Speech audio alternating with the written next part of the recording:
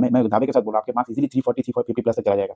ठीक है, तो इसके बाद सवाल आता है भैया जो एग्जाम्पल्स है उसको हम लोग कैसे लर्न करें। ये आपके नीट के एग्जाम में 360 मार्क्स कवर करता है और इसमें लगभग 340 प्लस मार्क्स आप इजीली ला सकते हो अगर राइट अप्रोच और राइट स्ट्रेटेजी यूज़ करोगे तो इस वीडियो में मैंने वो सारे right strategy and right approach बताया है जिससे आप बायोलॉजी के मार्क्स 340 प्लस तक ला सकते हो। और लास्ट में देखना मैंने जो एनसीईआरटी को कैसे रीड करें और एग्जाम्पल्स को कैसे लर्न करें वो भी बताया, तो वीडियो को लास्ट तक जरूर देखना है।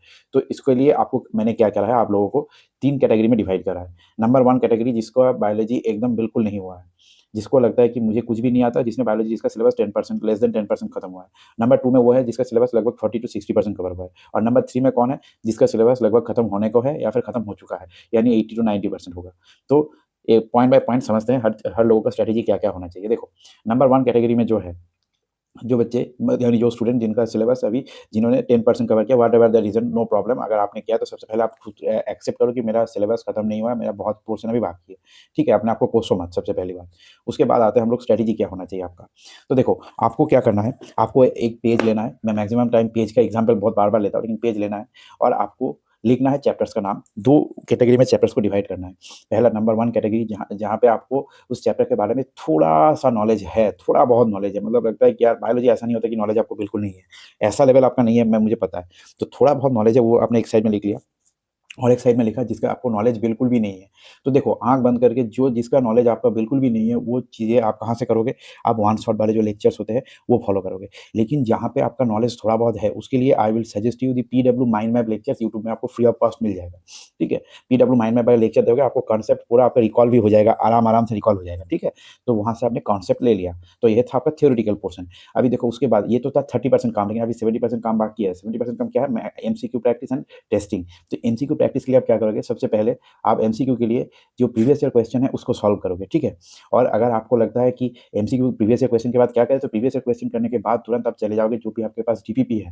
ठीक है, जो भी आपके कोचिंग के मॉड्यूल है वहाँ से 200 क्वेश्चन, 150 से 200 क्वेश्चन हर एक टॉपिक से आपको टोटल करके टोटल 200 क्वेश्चन होगा, मतलब जितने भी टॉपिक है टॉपिक्स को मिला के। या फिर आप एमटीजीआरटी और फिंगर टिप्स भी कर सकते हो, या फिर एनसीईआरटी पंच जो बुक है, जो पीडब्ल्यू का बुक है वो, या फिर आप नीट पेपर का टारगेट बैच अगर आपने ज्वाइन किया है तो वहाँ से आप जो रिकमेंडेड एमसीक्यूज है पर चैप्टर मिल जाएगा आपको, 150 से 200 क्वेश्चन वो कर लेना। ठीक है, तो इससे आपका वो चैप्टर जल्दी जल्दी में कवर अप हो जाएगा। ठीक है, उसके बाद आता है रिवीजन कैसे करें। तो रिवीजन आपको क्या करना है, हर एक चैप्टर पढ़ोगे, 2-3 चैप्टर पढ़ने के बाद पीछे का 2 चैप्टर आपको रिवीजन के साथ लेना ही लेना है। और आपको रिवीजन आपका कैसे होगा, पार्ट सिलेबस टेस्ट। तो पार्ट सिलेबस टेस्ट आप कैसे दोगे, पार्ट सिलेबस टेस्ट जैसे करो, 3 चैप्टर आपका हो गया कंप्लीट, तो 4 नंबर चैप्टर चलते वक्त 3 चैप्टर का जो हुआ है उसका पार्ट सिलेबस टेस्ट आपने दे दिया। और पार्ट सिलेबस टेस्ट से पहले आप रिवीजन नहीं करोगे, पार्ट सिलेबस टेस्ट को ऐसे ही दे देना। ठीक है, उसके बाद जो मिस्टेक होगा, मिस्टेक को रिवाइज करोगे। इससे क्या होगा, आपका जो सिलेबस कंप्लीशन है वो भी इफेक्टिव होगा और रिवीजन भी आपका इफेक्टिव होगा इससे। ठीक है, तो ऐसे आपको आगे प्रोसीड करना है, लेकिन याद रखना पार्ट सिलेबस टेस्ट अभी आपको फरवरी तक देना है। मार्च के टाइम से आपको, मार्च एंड अप्रैल 2 महीना आपको फुल सिलेबस टेस्ट के अंदर टेस्ट से पूरा करना है। और आपको टारगेट रखना है 2 महीने में आपका पूरा सिलेबस कंप्लीट हो जाए।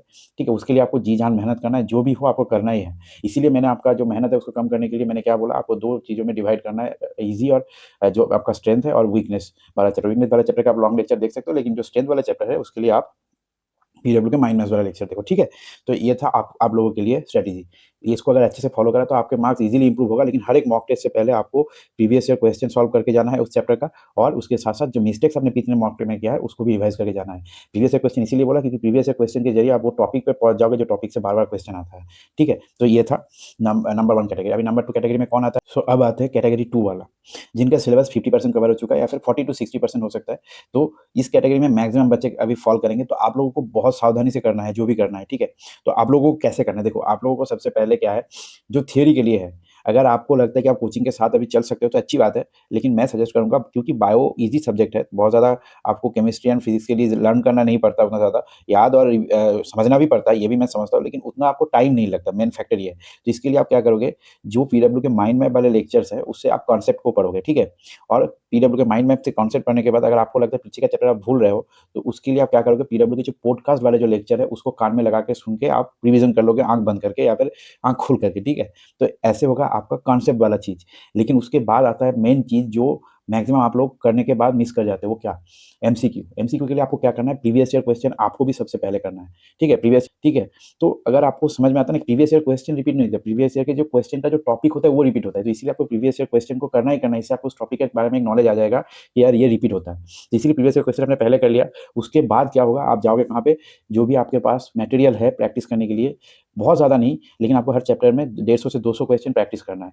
अगर आपने पहले 50% का जो प्रैक्टिस कर लिया है तो उसको रिवीजन करना है, और जो आपका प्रैक्टिस अगर करना है तो उसको तो करना ही करना है। अभी उसके लिए आप माइंड में ये नीट प्रेप का जो टारगेट बैच है वो ज्वाइन कर सकते हो, या फिर आप पीडब्ल्यू के, अगर आपके पास कोई मॉड्यूल है, पहले आकाश के मॉड्यूल है, मॉड्यूल से कर सकते हो। लेवल 1 एंड लेवल 2 वाला मैं बोलूँगा, level 1 and level 2 is more than enough, उससे बाहर आपको नहीं जाना है। ठीक है, उसके बाद है आ जाता है सबसे इंपॉर्टेंट चीज़, आप लोग उस इससे भी इंपॉर्टेंट चीज़ वो है मॉक टेस्ट। आप लोग क्या करते हो, मॉक टेस्ट को मिस कर जाते हो। लेकिन आप लोगों के लिए मैं बोलूँगा कि आपको फुल सिलेबस मॉक टेस्ट अभी से देना है, और यही चीज़ आपको सबसे ज़्यादा रिवीजन में हेल्प करेगा। फुल सिलेबस मॉक टेस्ट, मेरी बात को मानो, full syllabus mock test your मतलब गोल्ड है आपके लिए, क्योंकि आपका 50% कवर हो चुका है। आपका माइंड सेट ये रहेगा कि भाई जो भी कुछ हो जाए, आसमान झलक जाए, ज़मीन तोड़फाड़ हो जाए, बस मुझे पिछले वाला चीज़ भूलना नहीं है। और पिछले वाली चीज़ कैसे नहीं भूलोगे, जब आप मॉक टेस्ट दोगे, जो 50% आपने कवर कर चुके हो ना आप, वो आपके दिमाग में रिटेन रहेगा मॉक टेस्ट के ज़रिए। ठीक है, फुल सिलेबस मॉक टेस्ट के ज़रिए। और जो चीज़ आपको मतलब आपका कवर हो चुका है, आपको टारगेट रहेगा कि वो चीज़ें मैं गलत ना करूँ मॉक टेस्ट में। जो चीज़ें आपके सिलेबस में नहीं हुआ है, उससे अगर गलती हो गया तो यार it is well and good, इसमें कोई प्रॉब्लम नहीं है, क्योंकि आपने वो तो कवर नहीं किया है ना। जो चीज़ें कवर कर लिया है आपने, उसमें से गलती नहीं होना है, बस ये चीज़ याद रखना। और उस मॉक टेस्ट का जो मिस्टेक है, एक मिस्टेक नोटबुक में आपको लिखना है, और नेक्स्ट मॉक टेस्ट से पहले उस मिस्टेक वाले जो कॉपी है उसको एक बार देखना है, और मिस्टेक को एक बार रिवाइज करना है। और जितने भी आपने प्रीवियस ईयर क्वेश्चन किया है, प्रीवियस ईयर क्वेश्चन के साथ-साथ आप टॉपिक भी लिख लोगे कि ये टॉपिक से क्वेश्चन आता है, तो उस टॉपिक को रिवीजन करना है। ठीक है? तो ऐसे करके अगर 2 चीज़ करोगे तो आपके रिवीजन हो जाएगा। तो तीनों पार्ट्स में मैंने बताया, एक बार फिर से बता दे रहा हूँ। पहले आपको क्या करना है, कॉन्सेप्ट लेना है कोई भी वीडियो से, चाहे माइंड मैप वाला लेक्चर हो या फिर आपके जो क्लास के लेक्चर है वो। ठीक है? उसके बाद आता है क्या, प्रैक्टिस के लिए आप कोई भी बुक यूज़ कर सकते हो, लेकिन पहले आपको पीवाईक्यू यूज़ करना है। ठीक है? उसके बाद आपका क्या आता है, मॉक टेस्ट आपको देना ही देना है। फुल सिलेबस मॉक टेस्ट अभी से आप देना स्टार्ट कर दोगे। ठीक है? इससे आपको क्या रहेगा, आपको याद करना है, एग्जाम के हॉल में कैसे याद करते हैं वो भी आपको प्रैक्टिस हो जाएगा। उसके साथ-साथ आपका जो चीज़ें आपने पढ़ा है वो आपके दिमाग में रिटेन रह जाएगा, मतलब रिटेन कर जाएगा। ठीक है? तो ये था आपके लिए। अभी आता है नंबर 3 कैटेगरी, जिसका सिलेबस ऑलमोस्ट कवर हो चुका है। ठीक है? तो देखो यार, आपके लिए मैं ज़्यादा कुछ नहीं बोलूँगा, आपको बस जो आपका आपने कवर कर चुका है, जो आप लोगों ने कवर कर चुका है आप लोगों ने, उसको आपको रिटेन करना है। इसके लिए आपको rigorous practice and full syllabus mock test, और उसके साथ-साथ जो आपने पिछले अटेम्प्ट किया है, क्वेश्चन सॉल्व किया है, उस क्वेश्चन को री-अटेम्प्ट करना है आपको। ठीक है? ये अगर आप अच्छे से कर लिए तो आपके मार्क्स ईज़िली, मेरी बात को याद रखना, मैं दावे के साथ बोल रहा हूँ, आपके मार्क्स ईज़िली 340 350 प्लस तक चला जाएगा। ठीक है? प्रीवियस ईयर क्वेश्चन, ठीक है? मॉक टेस्ट, और उसके साथ-साथ क्या करना है आपको, जो आपने क्वेश्चन अटेम्प्ट किया उसको अगर फिर से अटेम्प्ट कर लिया, क्योंकि आपने सिलेबस कवर कर चुके हैं आप, तो आपको इसीलिए ज़्यादा दिक्कत नहीं होगा, आपके पास बहुत एम्पल अमाउंट ऑफ टाइम है। ठीक है? और ये 3 कैटेगरी जिनको मैंने बताया, तीनों के लिए कॉमन कुछ चीज़ें मैं आपको बताना चाहता हूँ। ये है कि आपको एनसीईआरटी के बाहर बिल्कुल नहीं जाना है, बिल्कुल नहीं जाना है। 2025 में क्वेश्चन हार्ड आया था, लेकिन एनसीईआरटी से ही क्वेश्चन था। कुछ क्वेश्चन 3-4 क्वेश्चन को आप छोड़ दोगे, लेकिन एनसीईआरटी से ही था। लेकिन वो क्वेश्चन थोड़ा घुमा-फिरा के आपको किया गया था, और उसको आप तभी सही कर पाओगे जब आपने प्रीवियस ईयर क्वेश्चन को बार-बार सॉल्व किया है। उसके साथ-साथ आपने जितने भी स्टेटमेंट वाले क्वेश्चन है उसको भी बार-बार सॉल्व किया है। स्टेटमेंट वाले क्वेश्चन आपको बार-बार सॉल्व करना है, क्योंकि स्टेटमेंट वाले क्वेश्चन बहुत ज़्यादा मिस्टेक हो जाता है सब लोगों का। ठीक है? तो इसके बाद सवाल आता है भैया, जो एग्ज़ाम्पल्स है उसको हम लोग कैसे लर्न करें? तो देखो, मैंने तीनों कैटेगरी के लिए बता दिया कि इसको कैसे प्रोसीड करना है। अब एग्ज़ाम्पल की बात करता हूँ। एग्ज़ाम्पल के लिए आप जो एक यूट्यूब चैनल है ना, केवी एजुकेशन, उसको फॉलो कर सकते हो। वहाँ पे कशिश भाई है, बहुत बढ़िया तरीके से एग्ज़ाम्पल को निमोनिक्स के तरीके से आपको समझाते हैं, और निमोनिक्स के ज़रिए अगर आप याद रख पाओगे तो अच्छी बात है। या तो आप निमोनिक्स के ज़रिए याद रखो, नहीं तो ठीक है, आप जैसे कर सकते हो याद रखो, लेकिन आपको याद करना है और लिख-लिख के याद करो, ठीक? चाहे आप लेक्चर कहीं से भी देखो, एग्ज़ामिनर आपको ये नहीं पूछेगा कि आपने लेक्चर देखा था या नहीं। एग्ज़ामिनर आपके क्वेश्चन जो सॉल्व किए हैं वो सही होगा, तभी एग्ज़ामिनर मानेगा कि इसको आता है। कोई भी बंदा कोई भी लेक्चर ना देख के भी क्वेश्चन को सही कर दिया ना, तो याद रखना वो आपसे ज़्यादा आईक्यू वाला है एग्ज़ामिनर के नज़र में, ठीक है? तो आपको एग्ज़ामिनर की नज़र में ज़्यादा आईक्यू वाला, ज़्यादा पेशेंस रखने वाला, ज़्यादा प्रॉब्लम सॉल्विंग स्किल वाला होना चाहिए, ठीक है? तो ऐसे आपके बायोलॉजी का अप्रोच होगा। आई होप आप लोगों को समझ में आया होगा, और कोई भी सवाल हो तो मुझे ज़रूर पूछना। मैं आपको आपके लिए हमेशा खड़ा रहूँगा। और हाँ, full syllabus mock test and PYQ solve से अच्छा रिवीजन टेक्निक होता नहीं है। सब लोग क्या करते हैं, एनसीईआरटी को लेके बैठ जाते हैं और उसको देख के बस पढ़ते रहते हैं, पढ़ते। देखो भाई, पढ़ना अच्छी बात है, वो भी चाहिए, लेकिन आपको वो भी करना है, लेकिन उसके साथ-साथ क्वेश्चन सॉल्व करके क्वेश्चन के थ्रू कॉन्सेप्ट याद करना, प्रैक्टिस करना होगा अभी से, तभी आपके रिवीजन अच्छा होगा। अगर क्वेश्चन के थ्रू अगर कॉन्सेप्ट आप याद कर पाओगे ना, तो एग्ज़ाम के टाइम पे क्वेश्चन देख के आप डरोगे नहीं, ठीक है। और पीवाईक्यू सॉल्व और मॉक टेस्ट के जरिए अगर आप सारे कॉन्सेप्ट अगर एग्जाम से पहले याद करके चले गए ना, तो आप एग्जाम के टाइम पे आप भूलोगे नहीं। समझ रहे हो ना भाई लोग मैं क्या बोल रहा हूँ। तो और एक टेक्निक है रिवीजन करने का, एक्टिव रिकॉल, एनसीईआरटी को कैसे पढ़े। तो देखो उसके लिए मैं बता रहा हूँ, सुनो। एनसीईआरटी में क्या है, जितने भी हेडिंग्स है ना, उस हेडिंग को एक पेज में लिखो, ठीक है। और आपने पहले तो एनसीईआरटी को पढ़ा है, तो इसीलिए हेडिंग को देख के उस टॉपिक में क्या है उसको आंख बंद करके दिमाग में प्रेशर देके सोचो कि इसमें मेरे को क्या याद है। बस ये करना है बस आपको, और उसके बाद ही तुरंत आपको एनसीईआरटी का लाइन देख लेना है जो भी है टॉपिक। इससे क्या होगा, वो हर एक पैराग्राफ पढ़ने के लिए आपको ज़्यादा टाइम नहीं लगेगा।